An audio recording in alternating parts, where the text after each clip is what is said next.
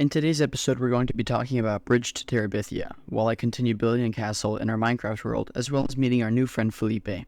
I did use a tutorial for the castle, its link will be in the description below. Spoilers ahead.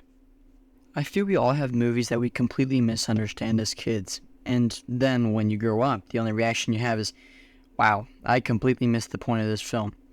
Bridge to Terabithia was that film for me. I was always caught up in the fantastical creatures, the excellent score, and the unique shots that I never truly understood the connection between Jess and Leslie.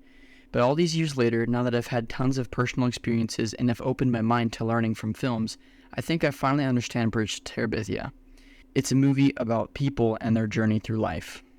The story focuses on the friendship between Jess Aarons and Leslie Burke, both of which have unique backgrounds and very different outlooks on life. Jess lives in a family of 7, including himself. His mom stays at home and takes care of the baby while his dad works all day. Jess feels a lot of pressure coming from his dad to take care of the house because his older sisters won't do anything, and his younger sisters are, well, too young. Jess loves to run and draw. Problem is, those aren't typical boy hobbies. Jess lives in disconnect with his father, often feeling overlooked just because he doesn't like gardening or working hard. Jess's dad, Jack, works a dead-end job at a hardware store. He works all the time and still can't make enough to pay for the things they need. The vegetables in the garden help cut down on the grocery cost, but it's still barely enough to pay the bills, or even get new sneakers. I think that's why Jess and his dad have a disconnect. Art supplies and shoes are expensive, and you have to replace them constantly, making it a very expensive hobby. Compare this to Maybelle's flowers, it's a one-time purchase that can last forever. This is a lot easier on the wallet. Money rules Jack's world, and for a while it rules Jess's, never even able to get the art supplies he wants. Jess isn't happy with his life at home, and he's got no friends at school either, constantly being picked on by Gary and Scott. He tries to disappear in the background, not picking up instruments or sitting by anyone on the bus. Leslie shows up at a time when Jess couldn't care about anyone or anything, but that changes very quickly. Leslie is instantly looked at as weird. She dresses differently, has a different bag than everyone, she carries personal books, and doesn't even have a TV. She's the complete opposite of Jess. She stands out, but not in a Janice Avery kind of way. She doesn't ask for attention. She's like a beam of light in a dark room. At first, Jess writes her off like everyone else. He wants to disappear, and being around her calls for unwanted attention. Being around her would make him weird, and that's the last thing he needs. But slowly, he opens up to the idea of being friends. She shows him a world different from real life. It's a way to process the outside world. It's fun and exciting. They're alone in the real world, whereas in Terabithia, they're rulers. Terabithia is a place Jess gets to let his imagination run wild. It's a place he can forget about everything. It's a place that he shares with his best friend. Leslie has had the free range to imagine worlds since the beginning. Her parents are authors, leaving her to tend to herself most of the day. If she wasn't able to get along with herself, she wouldn't make it, which, as sad as it sounds, is true. She never had friends at school, never got much time with her family, never had siblings, never had a TV. All she had was books, and a few toys, and her imagination.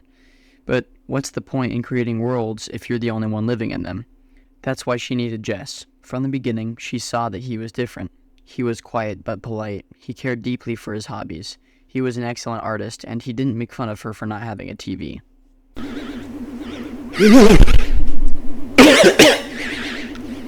Leslie and Jess become inseparable. They race together. They go to church together. They prank together. They do everything together. So why is it that Jess didn't invite Leslie to the museum? Was it perhaps because he thought she wouldn't want to see the art? Was he lost in the excitement of going to the museum for the first time? Was it perhaps because he was embarrassed to be seen with her? Possibly. It baffles me to this day that we as humans care so much about strangers' validation. We want to make our parents proud. We want to be the funniest in the class. We want to be the fastest or the coolest. But why? Do we want to feel important and different amongst the other 7.8 billion people in this world? It's interesting because in the process of being number one, you end up looking and acting like everyone else, losing originality. That's why Leslie changed so many lives without her realizing it. She wasn't looking for attention, she was just being herself, and that's about the most original thing you can do.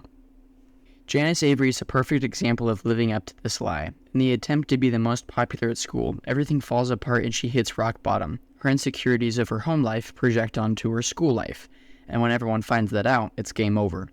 She's bullied and cast aside just like her victims, and it took all that pain to realize what she had done. Janice isn't a terrible person, just misunderstood, similarly to Miss Myers. Monster Mouth Myers is a cold-hearted teacher that hands out tons of work, has boring lectures, and constantly gets onto her students. It's not until Leslie dies that we get the full story. Miss Myers is a widow, and when her husband died, everyone told her to forget and move on. Everyone told her there was no point in crying all the time and that moving on was the best solution. But she didn't want to. She loved her husband. Now, all these years later, she's surrounded by kids that bicker and fight all day, and honestly, I don't blame her for being bitter. Leslie may not have realized it, but she made a huge impact on everyone's life. She was a good, enthusiastic student for Miss Edmond and Miss Myers, doing exemplary work compared to those around her. She was a source of advice for Janice and a civil rights activist for the kids. Most importantly, she was Jess's best friend. When she died, Jess lost a part of himself. She had brought his smile back, and now she was gone. It was best said by his father. She brought you something special when she came here, didn't she? That's what you hold on to. That's how you keep her alive. Jess chooses to live the lifestyle Leslie did. He smiles and waves, he keeps his mind open to new opportunities, and he hangs out with people he wouldn't normally hang out with. That's what I love about this movie. The only real villains are life itself. No one knows what they're doing, nothing is planned, it's all chaotic. This movie is just about life, and it's sad, happy, lonely, joyous, confusing, chaotic, fun, exciting, and yet it all makes perfect sense. Trials in life, but especially death, are hard and confusing, and we all react to them differently, and Bridge to Terabithia captures it brilliantly. Also, what a digital effects hit that beautiful mark yet again, immersing you in Terabithia like it's your imagination, as opposed to real life, if that makes any sense. Aaron Zigman knocked it out of the park with this score.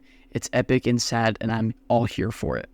Also, I didn't know this until I was making this video, but he also composed Mr. Megorium's Wonder Emporium, which makes a lot of sense in hindsight, but I guess I didn't see it before. That sums up my thoughts on Bridge to Terabithia. If you enjoyed today's video, I ask you drop a like and share with your fellow movie lovers. And if you haven't seen the movie, go watch it and see what you think. Your own opinion will always, sometimes, be more important than mine. Next week's video is going to be on Lars and the Real Girl, so subscribe so you don't miss out on that. Mrs. Myers, when you say one page, did you mean both sides of the paper? I'll do two.